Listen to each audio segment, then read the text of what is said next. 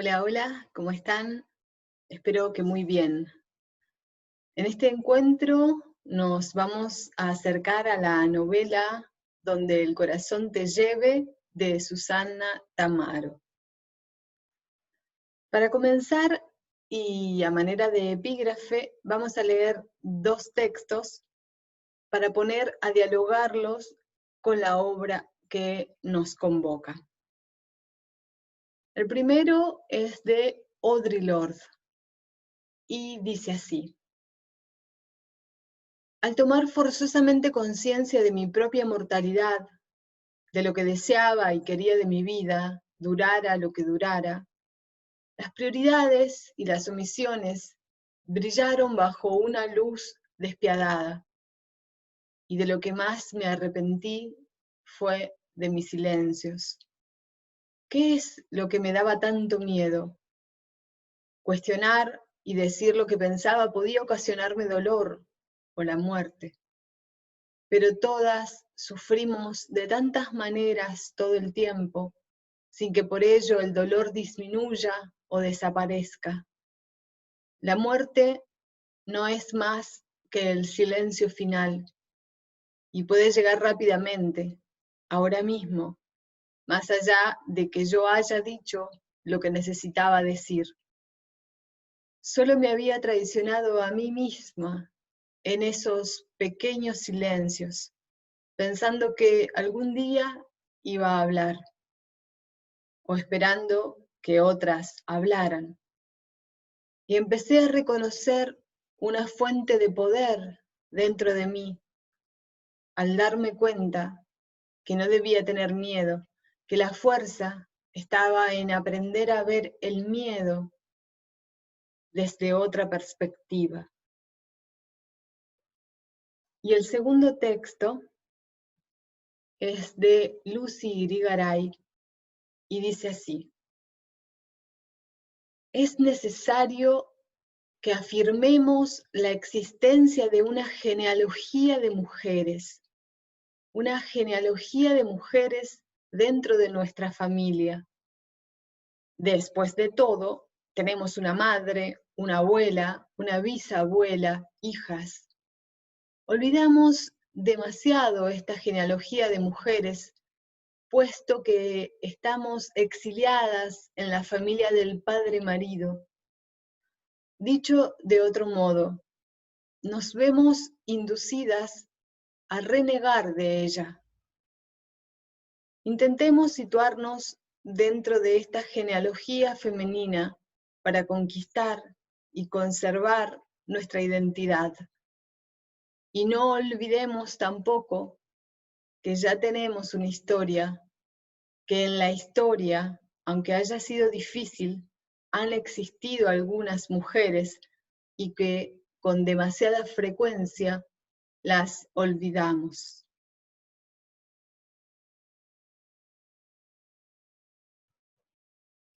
Vamos a leer la novela a partir de esos hilos de memoria que permiten tejer una genealogía femenina. Vamos a pensar en esa escritura íntima que está entre el epistolario y el diario de mujeres, como lugar simbólico en el que explayarse y poner en palabras los secretos y los silencios que han configurado sus historias, como un espacio de liberación y sanación que permite explicar a la otra y explicarse a una misma para abrazarse y curar. Donde el corazón te lleve es la quinta obra de la triestina Susana Tamaro. Antes de esta novela había publicado La testa fra le nuvole, Per voce sola, Cuore di ciccia e Il cerchio magico, estas dos últimas para las infancias. Va dove ti porta il cuore es publicada en 1994 por Baldini Castoldi Dalai Editore y en aquel momento es recibida con gran frialdad por parte de la crítica, una crítica especializada a la que no le pareció una obra adecuada, pero no así por sus lectores. Vende más de 15 millones de copias en todo el mundo. Vamos a leer un fragmentito de este libro, El respiro quieto, en el que aparece la voz de Susana Tamaro respondiendo a diversas preguntas que tienen que ver con su poética, con su concepción de la vida, etc. Allí ella nos dice, con respecto a esta novela justamente: creo que este libro ha abierto un camino, ha mostrado una posibilidad, y resulta comprensible para todo el mundo porque es como una caja china. Tiene diversos niveles de interpretación, del más sencillo al más complejo. Y además ha mostrado que el camino del corazón es posible. Cuando escogí el título, muchos me aconsejaron que lo cambiara. Un título así, me decían, es pura locura. Nadie te volverá a considerar un escritor serio. Lo pensé y finalmente decidí que no me importaba. Sentía que aquel y no otro era el título. Se trata de una expresión que había encontrado en la Biblia y en el código secreto de los samuráis. Contiene una sabiduría antiquísima. Si no se abre la vía del corazón, no se abren otros modos de ver las cosas. Y el corazón es la armonización de nuestra parte racional con la emotiva. Es esto, y también reconocer que existe algo más grande que comprender. Con los pies tocamos el suelo y con la cabeza llegamos al cielo. No hay que olvidarlo nunca. En el libro se habla de relaciones familiares, de las mentiras y falsedades que a menudo anidan en su interior. Pero no solo se habla de esto, hay también una búsqueda espiritual que va más allá de los dogmas, más allá de lo que viene impuesto por la educación formal religiosa. Creo que muchos, en particular de nuestra generación, nunca se han acercado a una temática religiosa o espiritual precisamente como reacción contra una educación religiosa demasiado rígida y restrictiva. Y continúa allí hablando un poco de esta novela. Pero vamos a avanzar. En el 2006, 12 años más tarde, aparece la secuela de esta novela con el título Escucha mi voz, publicada por Rizzoli.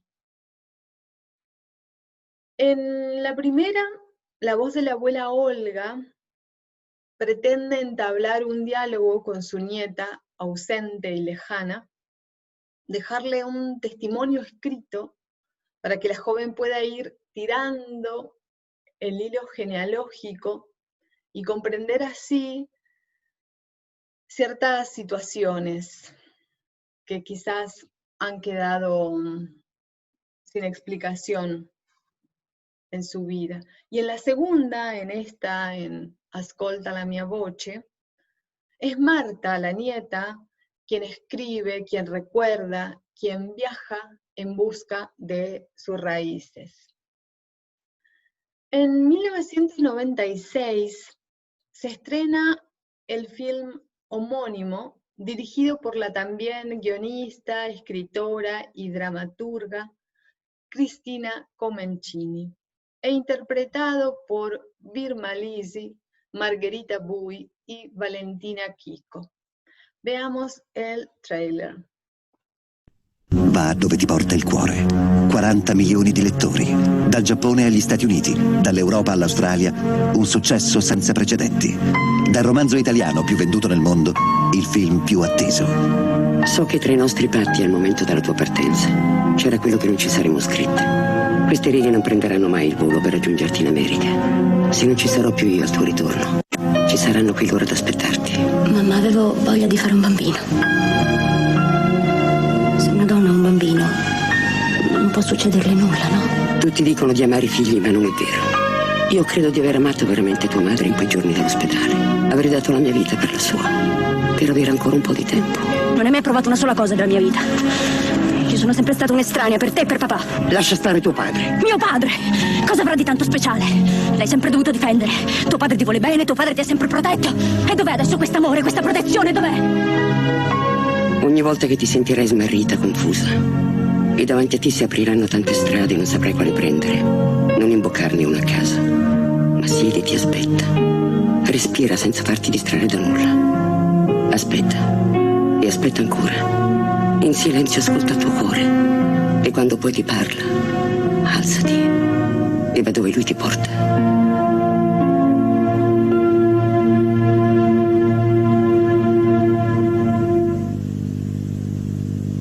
La transposición cinematográfica ha sido muy bien lograda, ha seguido casi linealmente la obra y se ha valido también de todos estos recursos que estaban en el texto literario y los ha aprovechado al máximo, como por ejemplo los flashbacks.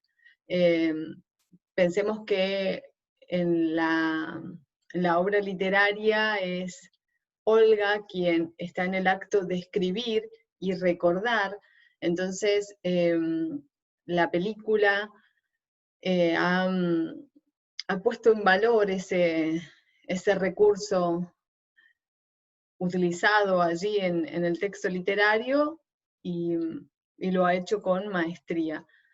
Las actuaciones son brillantes y también la reconstrucción de cada una de las épocas, que ya vamos a ir viendo ahora con el análisis de la novela y de lo que nos convoca en este encuentro.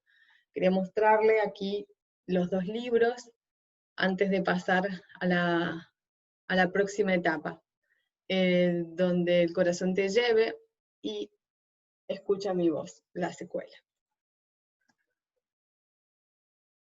Pensemos ahora entonces en estos hilos de la memoria, que permiten, como decíamos hace un rato, ir construyendo esta trama genealógica, esta genealogía de mujeres. Olga, la anciana narradora, está sola en su casa y sufre un derrame cerebral. Al darse cuenta de que está al final de su vida, le escribe una larga carta diario a su nieta con la intención de revelarle los secretos de su vida, la trama de sumisión y engaños que la ha configurado, e instarla a ir, y esto es un poco la frase final del libro y también de la película, donde su corazón la lleve. Leo del libro.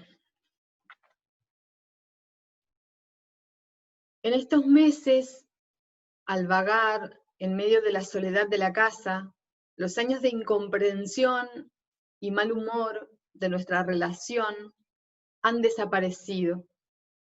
Los recuerdos que me rodean son tus recuerdos de niña, cachorro vulnerable y confundido.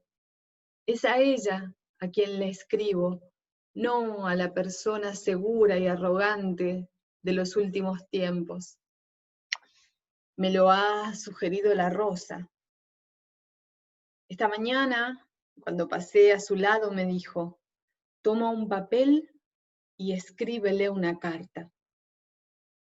Sé que entre nuestros pactos del momento de tu partida estaba el de no escribirnos, y a mi pesar lo respeto. Estas líneas jamás emprenderán vuelo para reunirse contigo en Estados Unidos. Si yo ya no estoy cuando vuelvas, estarán ellas esperándote. ¿Por qué hablo así? Porque hace menos de un mes, por primera vez en mi vida, estuve mal, grave. Por lo tanto, ahora sé que entre todas las cosas posibles se encuentra también esta. Dentro de 6 o 7 meses, tal vez, ya no esté aquí para abrirte la puerta, para abrazarte.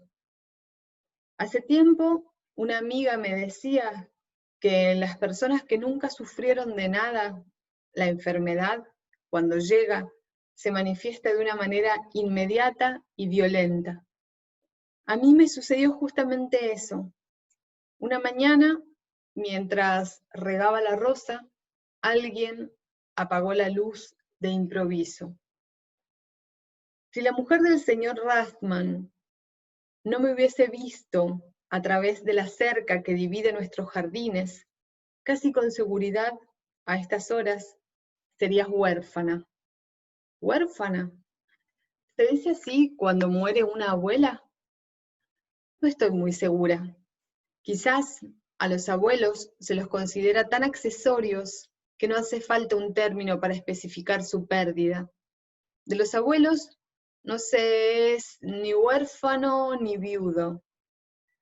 Con toda naturalidad se dejan a un costado del camino, así como por distracción. A un lado del camino se abandonan los paraguas. Vemos la urgencia de escribir ante la inminencia de la muerte. Como dice Gilda Luongo, cito, para exponer una decibilidad que ya no quiere más el silencio, ni desea la sordina del secreto. Y también la emergencia de la intimidad, de la confesión, que fluye y alivia el peso cargado durante toda una vida.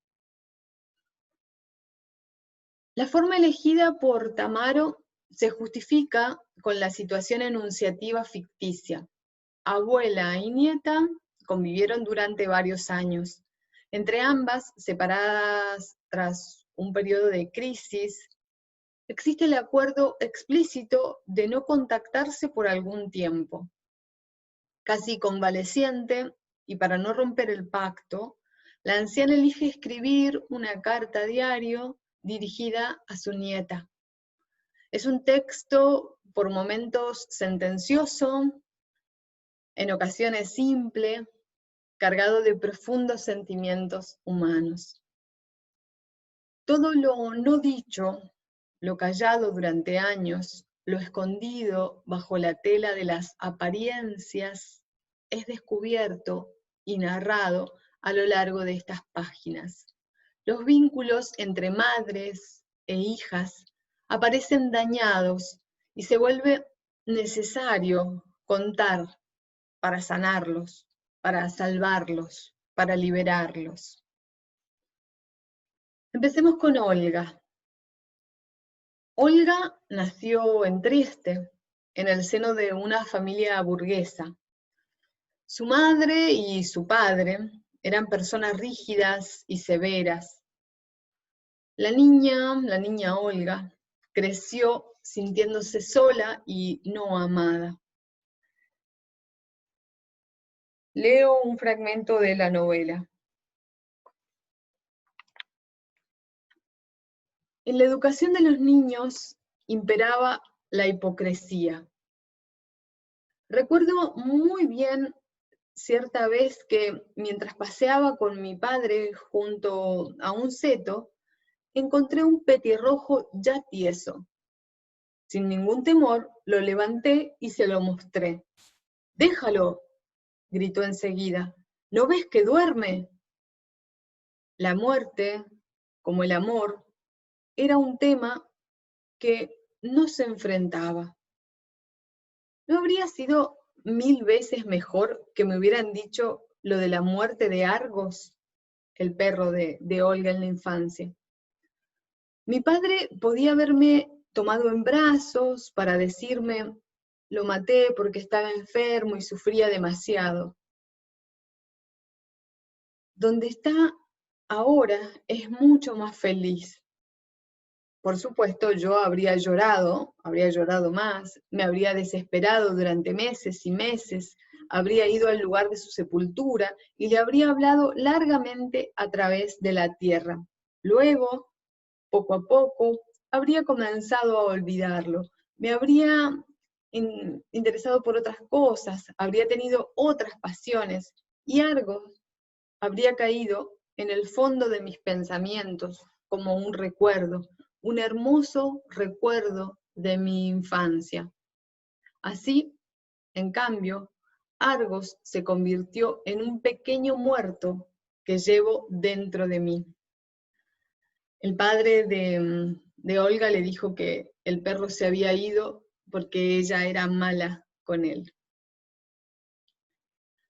Por eso digo que a los 6 años era grande, porque en lugar de alegría ya tenía angustia, y en vez de curiosidad, indiferencia. ¿Eran monstruos mi padre y mi madre? No, claro que no. Para aquellos tiempos eran personas absolutamente normales. Al terminar sus estudios secundarios, Olga, ¿no? Estamos hablando de Olga. Su padre le niega la oportunidad de asistir a la universidad. Ella quería ir a la universidad y su padre no la deja.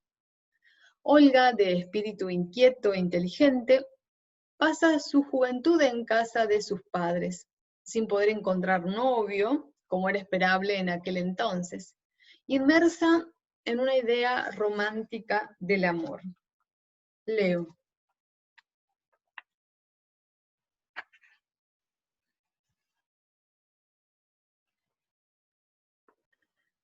Te estaba contando de mí, de mi secreto.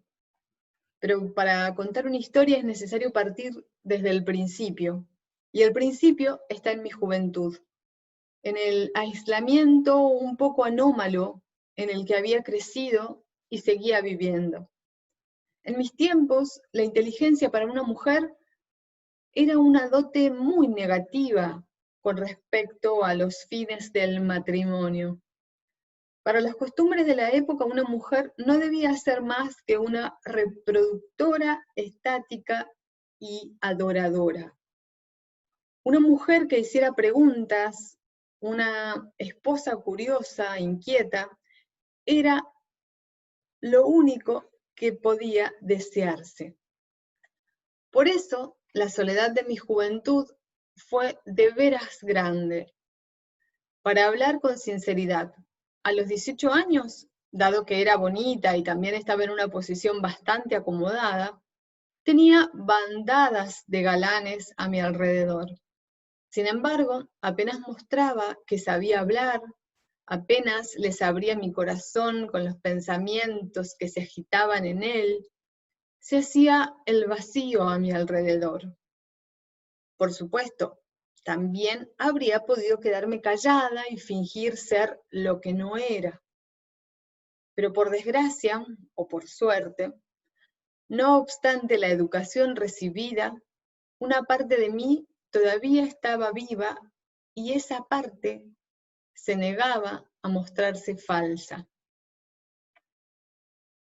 Y un poco más adelante dice: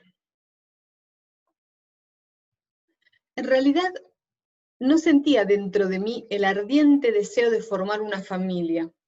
La idea de traer un hijo al mundo me provocaba cierta desconfianza. De chica había sufrido demasiado y temía hacer sufrir de la misma manera a una criatura inocente. Además, aunque vivía todavía en casa, era completamente independiente, dueña de todas las horas de mis días. Para ganar algo de dinero, daba lecciones de apoyo de latín y griego, mis materias preferidas. Salvo eso, no tenía otros compromisos. Podía pasar tardes enteras en la biblioteca municipal sin tener que rendir cuentas a nadie. Podía ir a la montaña todas las veces que se me ocurriera.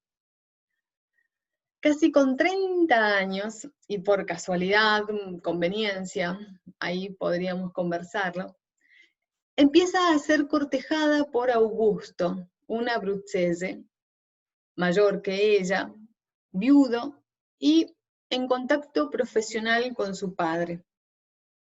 Después de 6 meses de conocerse, Augusto y Olga se casan. Leo. Nos casamos con una sobria ceremonia el 1 de junio de 1940. Días después, Italia entró en guerra. Por razones de seguridad, mi madre se refugió en un pueblito de montaña, en el Véneto, mientras yo, con mi marido, me fui a L'Aquila. A ti, que leíste la historia de aquellos años solo en los libros, que la estudiaste en lugar de vivirla, te parecerá extraño que, de todos los sucesos trágicos de aquella época, nunca te haya mencionado nada. Estaba el fascismo, existían las leyes raciales, había estallado la guerra, y yo seguía ocupándome solo de las pequeñas infelicidades personales, de los milimétricos cambios de mi alma. Sin embargo, no creas que mi actitud era única, al contrario. Salvo una pequeña minoría politizada en nuestra ciudad, todos se comportaron de esa manera.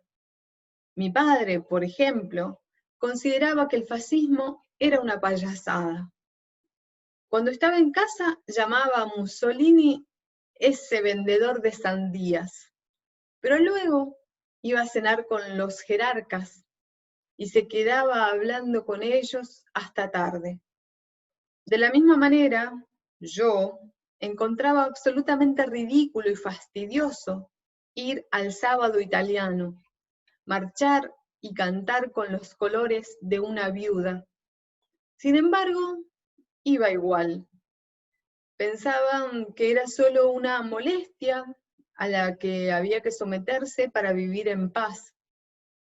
Por cierto, un comportamiento de esa clase no es grandioso, pero resulta muy común. Vivir en paz es una de las máximas aspiraciones del hombre. Lo era en esa época y probablemente todavía lo es ahora. Como vemos, la historia de Italia se cuela en estas páginas a través de una mirada descomprometida socialmente y cuestionadora de los ideales de liberación. El matrimonio entre Olga y Augusto estaba basado en las apariencias. Conminaban a la mujer al encierro dentro del hogar y al marido al espacio público. Las únicas salidas posibles eran de la mano de su esposo, y principalmente a misa los domingos y después a alguna confitería. En aquella época, Leo, los matrimonios eran casi todos así, pequeños infiernos domésticos, en los cuales uno de los dos, antes o después, debía sucumbir. ¿Por qué no me rebelaba? ¿Por qué no hacía mi valija para volver a Trieste? Porque entonces no había ni separación ni divorcio. Para romper un matrimonio debía existir grave maltrato, o era preciso tener un temperamento rebelde, huir, irse para siempre a vagar por el mundo. Pero la rebelión, como sabes, no forma parte de mi carácter. Y Augusto nunca me levantó, no digo un dedo, ni siquiera la voz. Nunca me hizo faltar nada. El domingo, al volver de misa, nos deteníamos en la confitería de los hermanos Nurcia y me hacía comprar todo lo que se me venía en gana. No te será difícil imaginar con qué sentimientos me levantaba cada mañana. Después de 3 años de matrimonio, tenía un solo pensamiento en la cabeza, y era el de la muerte. Augusto no mostraba ningún interés emocional, amoroso, para su esposa. Prefería, en cambio, dedicarse al trabajo y a su pasión por la entomología. Olga, encerrada en una casa oscura y fría, en un pueblo que le es desconocido y alejada de otros vínculos afectuosos, se vuelve cada vez más inquieta y cae en una depresión. Al final de la guerra, 1945, se entera de la destrucción de su hogar natal y con su marido regresan apresuradamente a Trieste, donde compran una villa en las afueras de la ciudad, en la que vivirán con sus padres, con los padres de Olga, ya ancianos. Comparto un fragmento. Esto que me parece interesante. ¿Sabes cuál es el error que se comete siempre? El de creer que la vida es inmutable, que una vez tomada una vía, se la debe recorrer hasta el final. Por el contrario, el destino tiene mucha más imaginación que nosotros. Justo cuando crees encontrarte en una situación sin salida, cuando alcanzas el pico de máxima desesperación, todo cambia con la velocidad de una ráfaga de viento. Se desordena y de un momento al otro te encuentras viviendo una vida nueva. 2 meses al cabo del bombardeo de la casa, la guerra terminó. Yo fui enseguida a Trieste. Mi padre y mi madre ya se habían mudado con otras personas a un departamento provisorio. Había tantas cosas prácticas de las cuales ocuparse, que al cabo de una sola semana casi me olvidé de los años pasados en L'Aquila. Un mes más tarde llegó también Augusto. Debía ponerse al frente de la empresa que le había comprado a papá. Durante todos esos años de guerra había dejado que la administraran otros y casi no había tenido actividad. Además, estaban mis padres sin techo y ya viejos de verdad. Con una rapidez que me sorprendió, Augusto decidió dejar su ciudad para mudarse a Trieste. Compró esta casa en las alturas y antes del otoño vinimos a vivir aquí, todos juntos.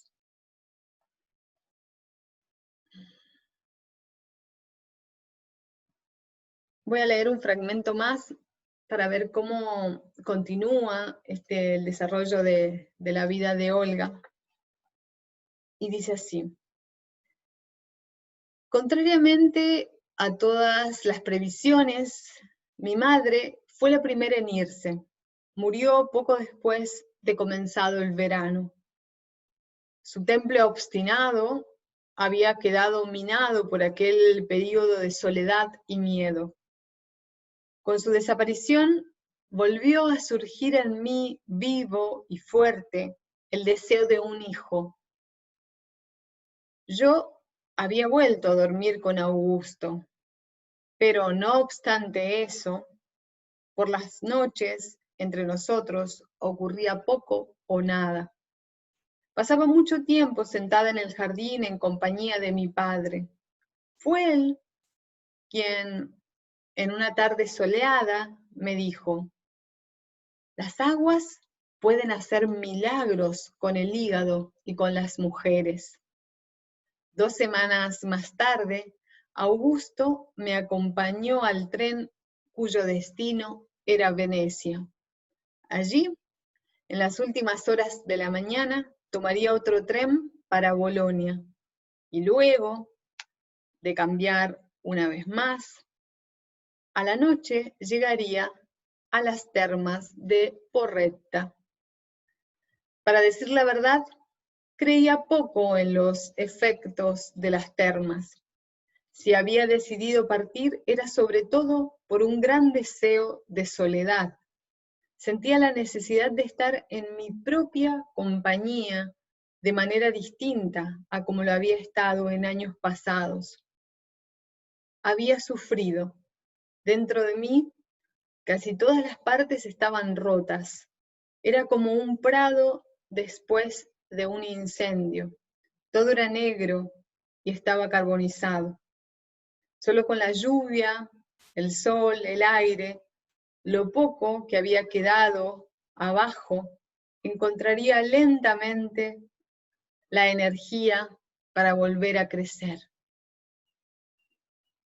Olga acude a los baños termales de Porretta y allí conoce al médico de las termas, Ernesto, que es un hombre entusiasta y apasionado, que había sido parte de la resistencia partisana.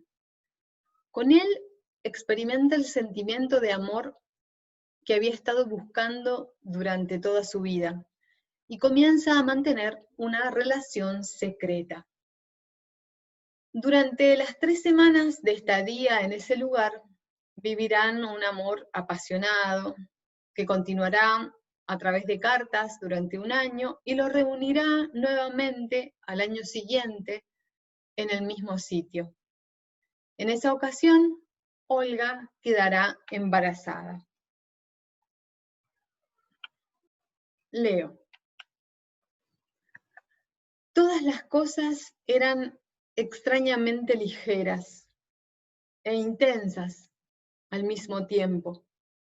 Dentro y fuera de mí todo se había aclarado, nada más se mezclaba, nada se hacía sombra. Ya no tenía ganas de bajar, de ir hacia la espesura. Quería zambullirme en ese color azulino y quedarme allí para siempre, abandonar la vida en el momento más alto. Conservé esa idea hasta la noche, hasta el momento de volver a ver a Ernesto. Sin embargo, durante la cena no tuve el coraje de decírselo. Tenía miedo de que se echara a reír. Solo más tarde, cuando vino a mi cuarto, cuando llegó y me abrazó, acerqué la boca a su oído para hablarle. Quería decirle: quiero morir. En lugar de eso, ¿sabes qué dije? Quiero un hijo. Hablemos entonces ahora de Hilaria. Hilaria nacerá a fines de la década del 40, hacia 1948 aproximadamente. Olga, espero que no hayamos perdido, se cortó en algún momento. A ver, vamos a ver si sigue.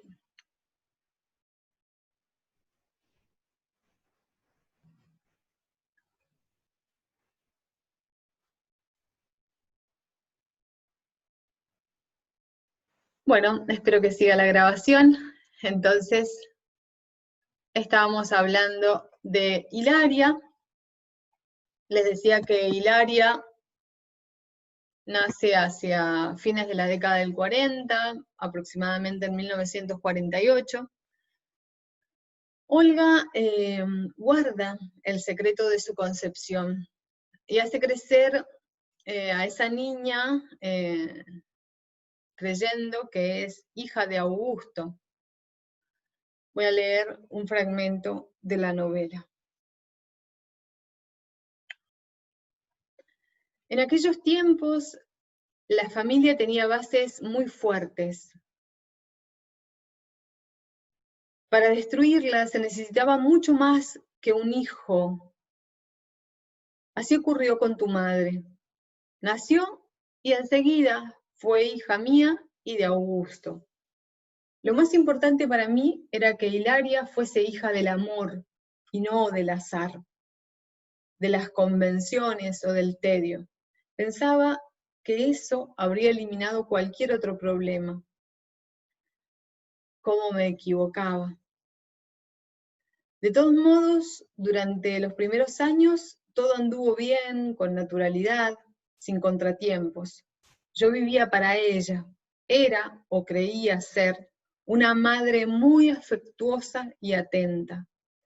Ya desde el primer verano había adoptado la costumbre de pasar los meses más cálidos en el litoral adriático con Hilaria. Habíamos alquilado una casa y cada 2 o 3 semanas Augusto venía a pasar el fin de semana con nosotras. En aquellas playas, Ernesto vio a su hija por primera vez. Por supuesto, fingía ser un perfecto extraño. Durante los paseos caminaba por casualidad cerca de nosotras. Alquilaba una sombrilla a poca distancia y desde allí, cuando no estaba Augusto, disimulaba su atención detrás de un libro o de un diario y nos observaba durante horas. La pequeña Hilaria crecerá con esa mentira y con un resentimiento profundo hacia su madre, quien cuando muere Ernesto, con el que había continuado la relación secreta a lo largo de los años, cae en una profunda depresión y descuida a su hija.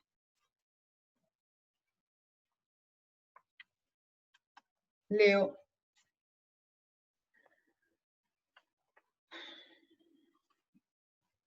Después de la muerte de Ernesto, caí en un profundo agotamiento. De repente me había dado cuenta de que la luz con que brillaba en los últimos años no provenía de mi interior, sino que era solo un reflejo. La felicidad, el amor que había sentido por la vida, en realidad no me pertenecían. Yo solo había funcionado como un espejo.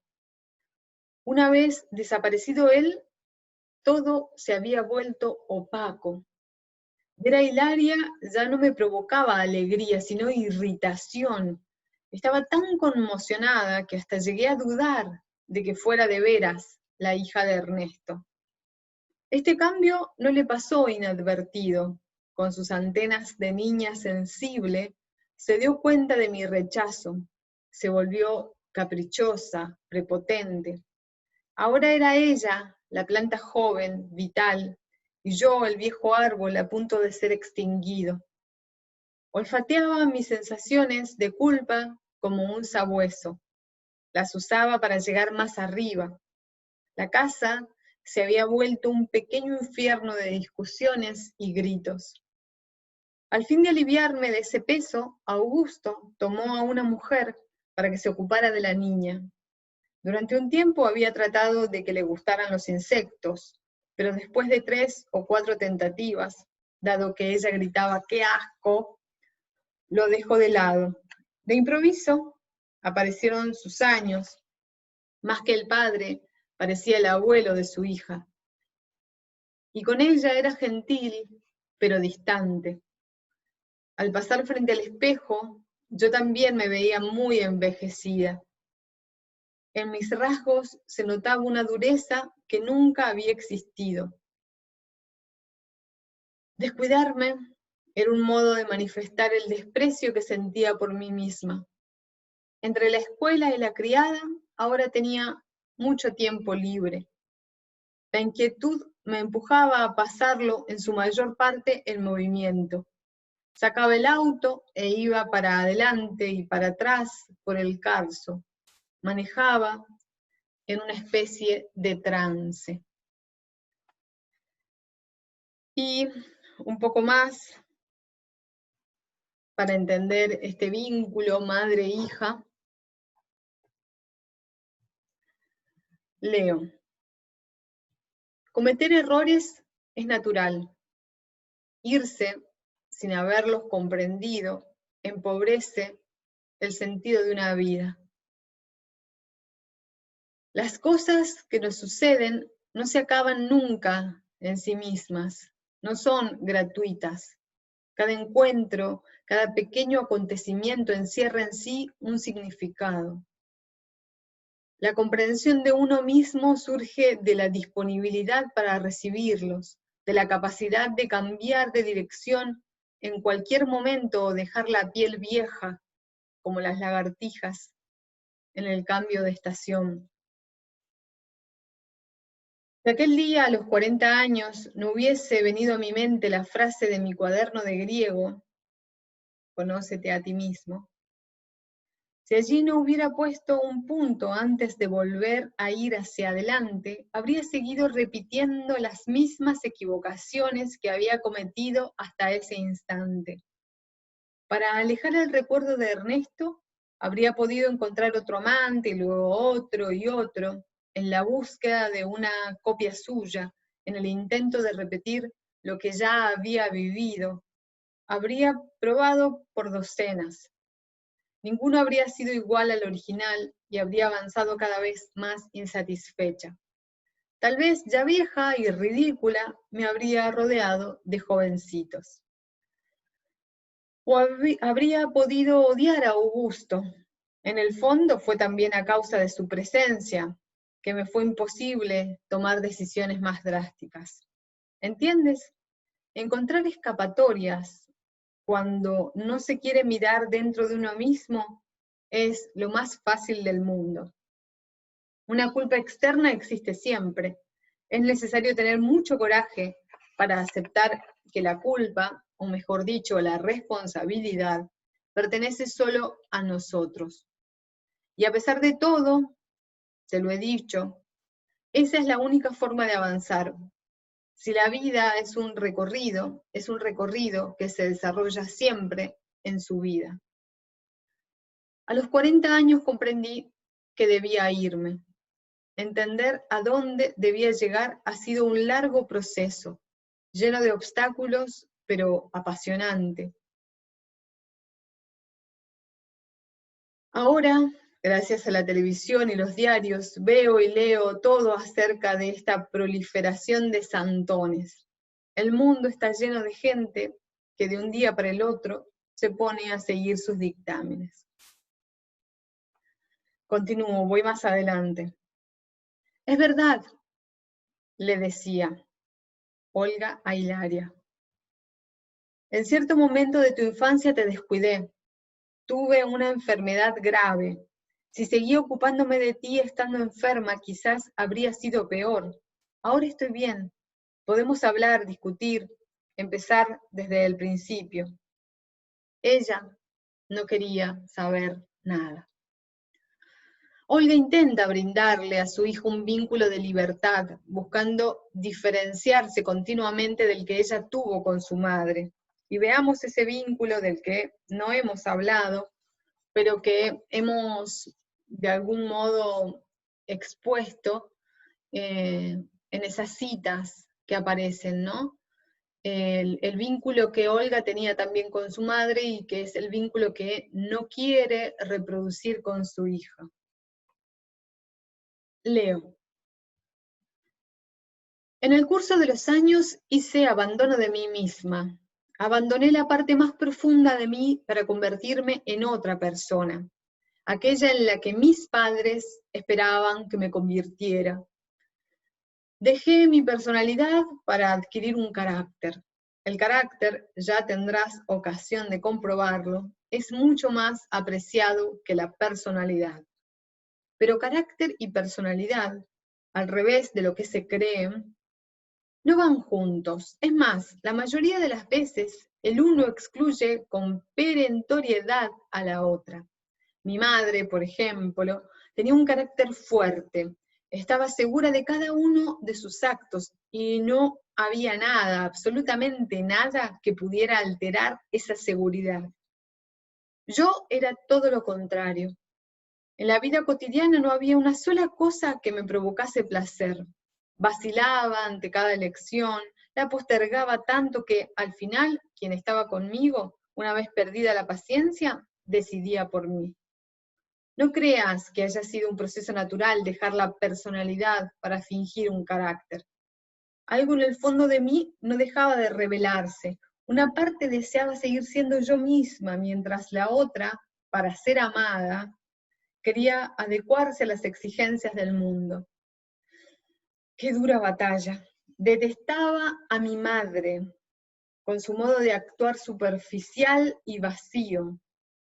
La detestaba, y sin embargo, lentamente y en contra de mi voluntad, me estaba volviendo como ella. Ese es el chantaje grande y terrible de la educación, del que es casi imposible huir. Hilaria, con la intención de distanciarse de su familia, se matricula en la Facultad de Filosofía de la Universidad de Padua, donde empieza a frecuentar círculos estudiantiles en torno al 68 y colectivos feministas.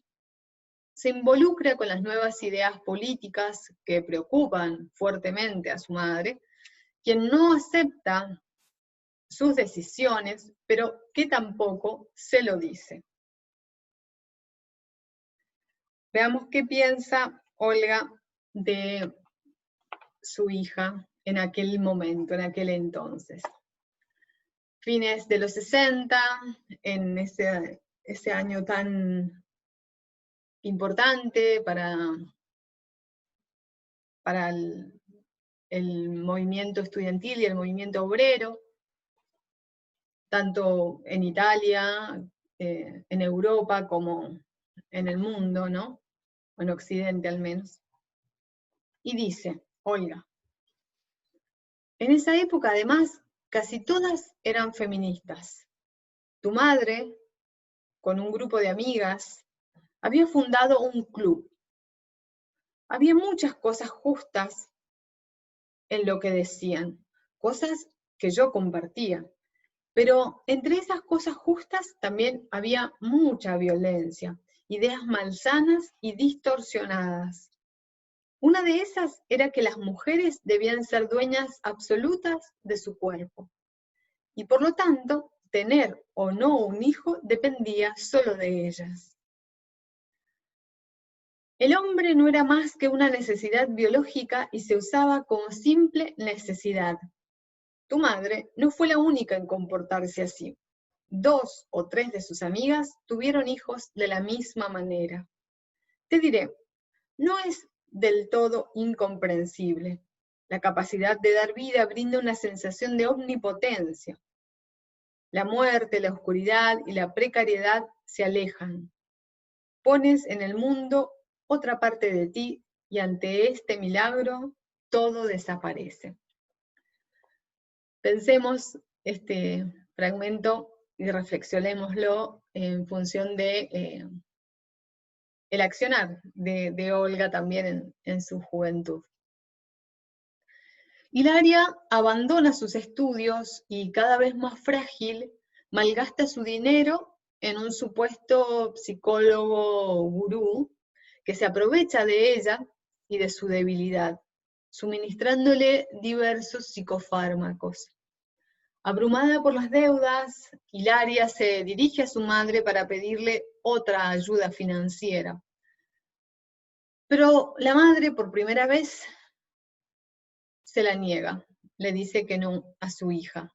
Surge entonces una violenta disputa y Olga, ahí en ese momento de enojo, si se quiere, revela el secreto de la verdadera paternidad de Hilaria. quien huye desesperada en su auto y choca contra un árbol, como le había ocurrido también a Ernesto, su padre biológico. Muere pocos días después en el hospital. Y pasemos finalmente a Marta.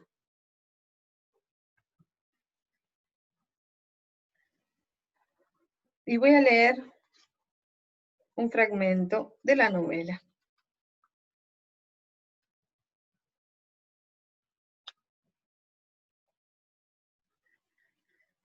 Vaya a saber si te pondrás mis pantuflas después de leer esta historia.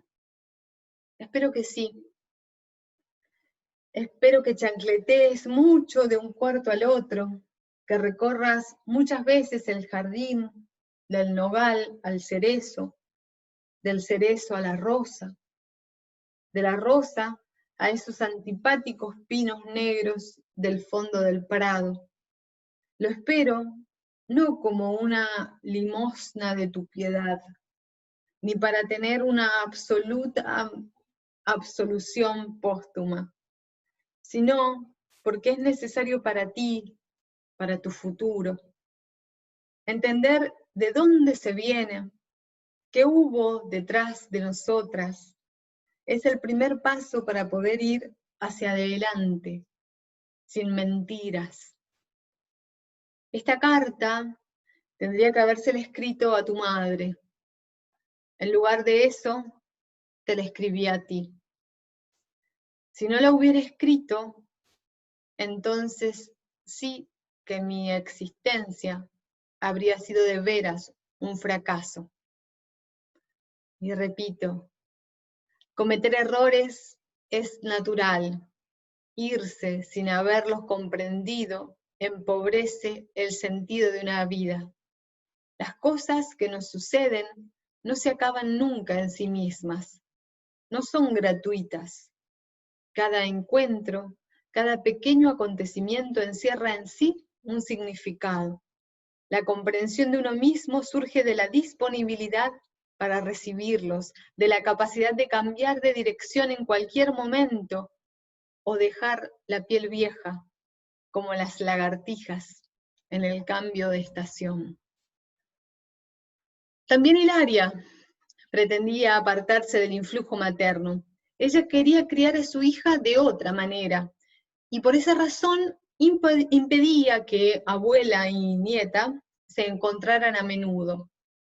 Hilaria cuestionaba a su madre la vida burguesa que había llevado y llevaba, en consonancia claramente con sus búsquedas personales movidas por el clima social de la época.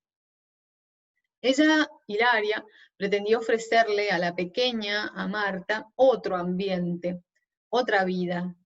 Lamentablemente no pudo hacerlo porque murió tempranamente. Y voy a leer un fragmento del libro Nacemos de Mujer, de Adrienne Rich, que tiene que ver con esta necesidad de alejarse de la madre. Dice así: la matrofobia no es solo el miedo a la propia madre o a la maternidad, sino a convertirse en la propia madre. Miles de hijas consideran que sus madres, que les han dado el ejemplo de un compromiso y un desprecio hacia sí mismas, están luchando por su propia liberación a través de esas madres, transmisoras forzosas de las restricciones y degradaciones características de la existencia femenina. Es mucho más fácil rechazar y odiar abiertamente a la madre que ver más allá las fuerzas que actúan sobre ella. Pero en un odio a la madre que llegue al extremo de la matrofobia, puede subyacer una fuerza de atracción hacia ella, un terror de que si se baja la guardia, se produzca la identificación completa con ella. Esto lo vemos tanto en Hilaria, con ese vínculo hacia su madre Olga, como en Olga, en ese vínculo hacia su madre. Marta, de quien intentamos hablar ahora en este momento, fue criada entonces por su abuela, quien procuraba mantener la fantasía de la niña sin entrar en verdades que pudieran dañarla, según lo que ella pensaba. Voy a leer un fragmento de la novela.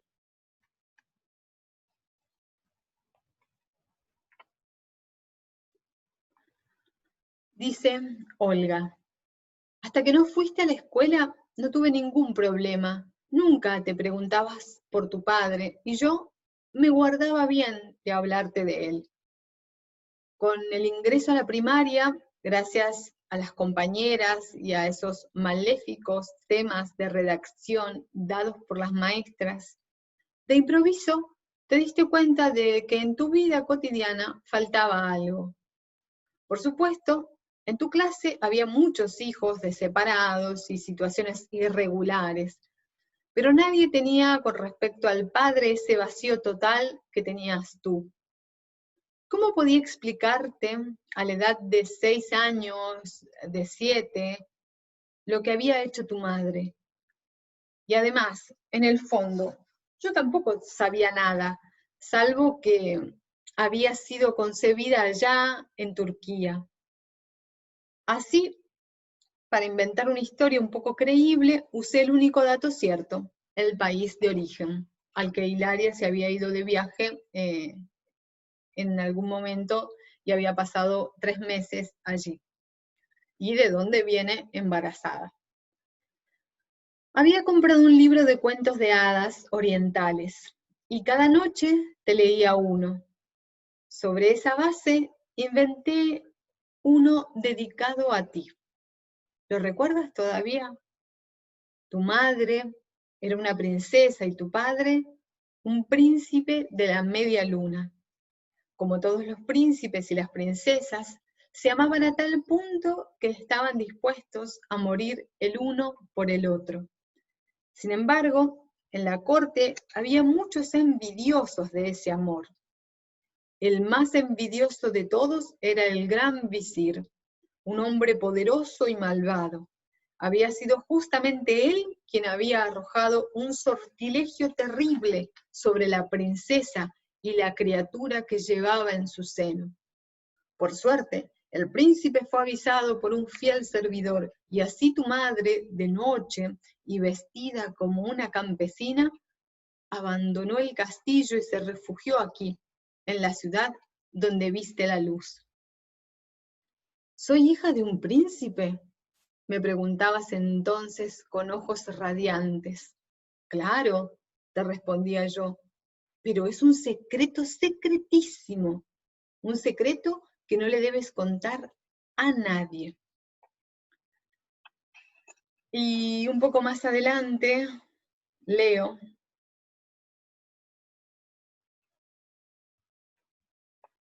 no se huye de las falsedades, de las mentiras, o mejor dicho, se puede huir por poco tiempo.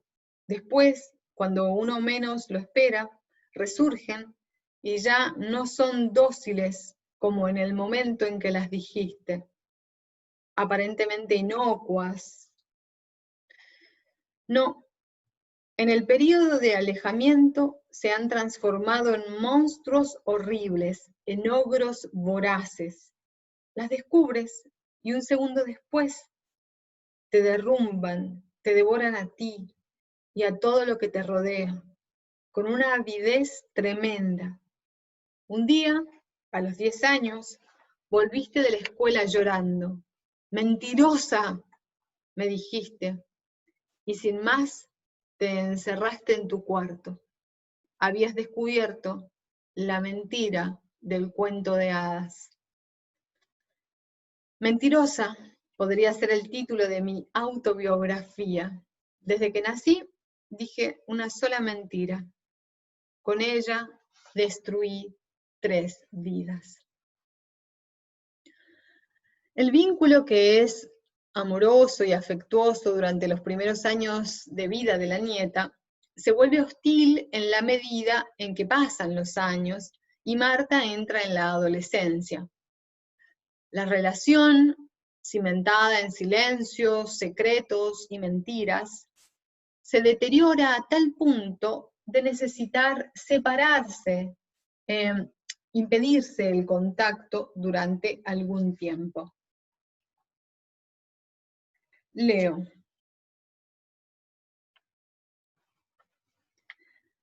Me viene a la memoria el día de la partida. Qué nerviosas estábamos, ¿eh? Tú no habías querido que te acompañase al aeropuerto, y a cada cosa que te recomendaba llevar respondías, voy a los Estados Unidos, no al desierto. En la puerta, cuando te grité con mi voz odiosamente chillona, cuídate, sin ni siquiera darte vuelta, me saludaste diciendo, cuida a Book y a la Rosa. En el momento, sabes, quedé un poco desilusionada por ese saludo tuyo. Como buena vieja sentimental que soy, me esperaba algo distinto y más trivial, algo como un beso, una frase afectuosa. Recién por la noche, en que no conseguía dormirme y vagaba en camisón por la casa vacía, me di cuenta de que cuidar a Book y a la Rosa quería decir cuidar la parte tuya que sigue viviendo junto a mí, tu parte feliz. Y me di cuenta de que en la sequedad de aquella orden no había insensibilidad, sino la tensión extrema de una persona a punto de llorar. Es la coraza de la que te hablaba antes. Tú todavía la tienes tan ajustada que casi no respiras. ¿Recuerdas lo que te decía en los últimos tiempos? Las lágrimas que no salen se depositan en el corazón. Con el tiempo lo van recubriendo y paralizando como el sarro recubre y paraliza los engranajes del lavarropa. Lo sé, mis ejemplos sacados del universo de la cocina, en lugar de hacerte reír, te hacen bufar. Resígnate. Cada uno se inspira en el mundo que conoce mejor.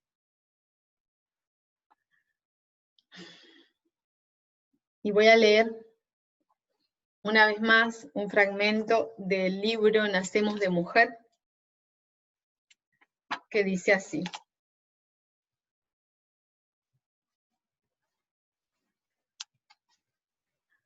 Como hijas, queremos madres que deseen nuestra libertad y la suya. No necesitamos ser el recipiente de la frustración de otra mujer.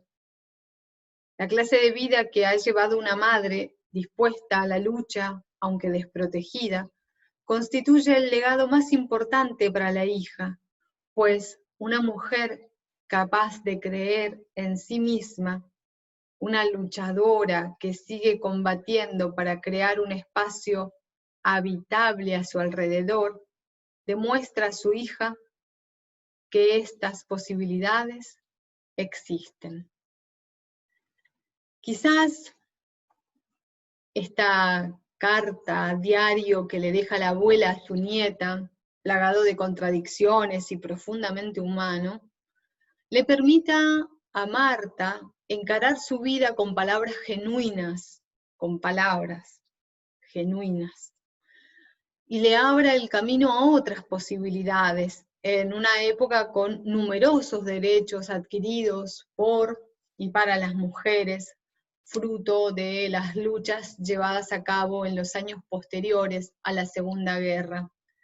En 1946, el voto femenino, en 1971, la legalización de la venta de anticonceptivos y la información sobre los métodos de control de natalidad, en 1972, el derecho de familia, en 1974, el divorcio, en 1978, la legalización del aborto. Y me gustaría cerrar con una frase de Adrienne Rich e invitar a la lectura reflexiva de esta novela. Hasta que entre madre e hija, entre mujer y mujer, a través de las generaciones, no se extienda una línea de amor, confirmación y ejemplo, las mujeres errarán siempre en el desierto. Muchas gracias. Espero sus comentarios. Hasta la próxima.